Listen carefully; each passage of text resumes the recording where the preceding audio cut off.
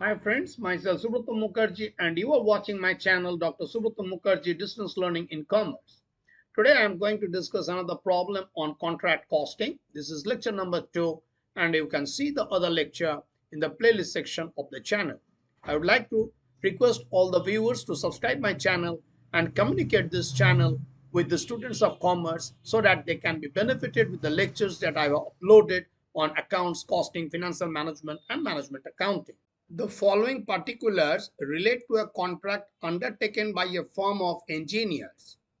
Materials consumed rupees 65,000, labor 24,000, plant at cost rupees 15,000, direct expenses 3,000, establishment charges 4,000, materials returned to store 500, cash received in respect of 80% of work certified rupees 1 lakh, cost of uncertified work rupees 4,500, materials in hand on 31st December rupees 1,800, wages outstanding rupees 2,500, value of plant on 31st December rupees 10,000. The contract price was agreed at rupees 2 lakh.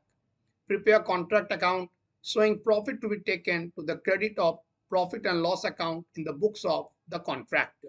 So here I am preparing the contract account. So I am writing here contract number account. So on the debit side, I'm going to record all the expenses that has been incurred relating to the contract. So I'm writing here particulars rupees, and then on the credit side particulars and rupees. So the first item which is given is regarding the material consumed for rupees 65,000. So I have to write here to material consumed, which is 65,000. The next item is regarding the labor. So the wages that has been paid. So I can write here as wages 24,000. Next is the plant at cost. So rupees 15,000 is the value of plant that has been sent to site. So I can write here as plant uh, at cost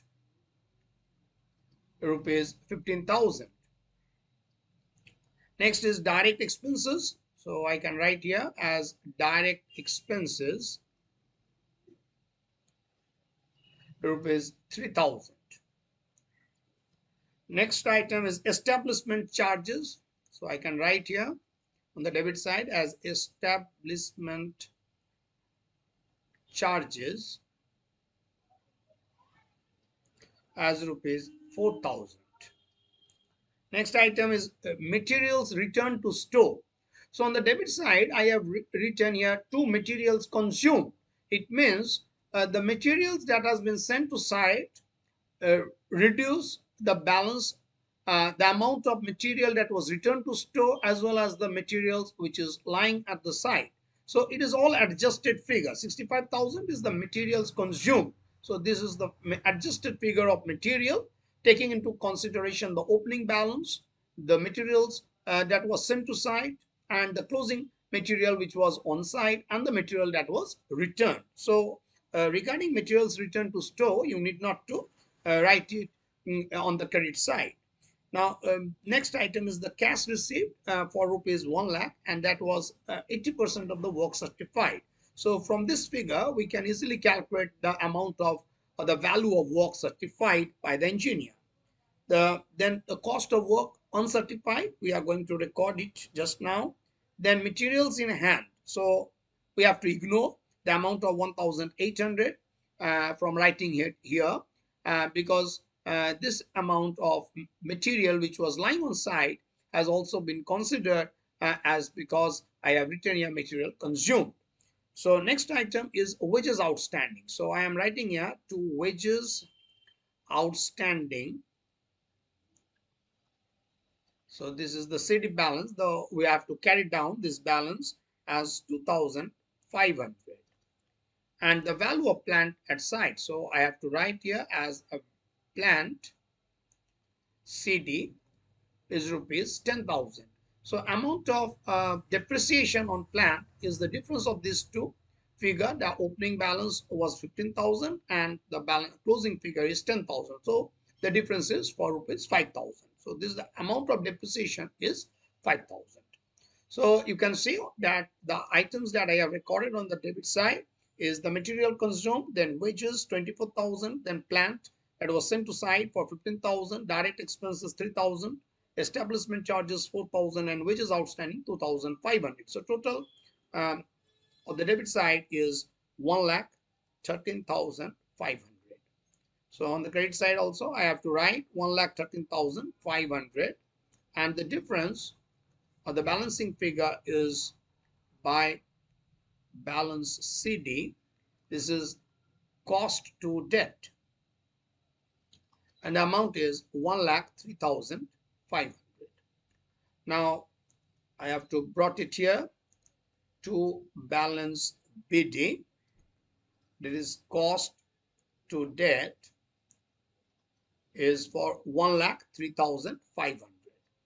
Now, regarding the value of work certified and cost of uncertified work, I have to write it here. So, by work in progress, CD, so value of work certified,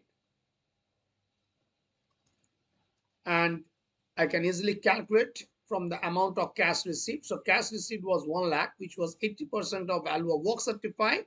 So, value of work certified is 1,25,000, and cost of uncertified work was for rupees 4,500, and the balancing figure is the amount of notional profit. So I kept to write here as to notional profit CD as the balancing figure, and the amount is 26,000. So 1,29,500.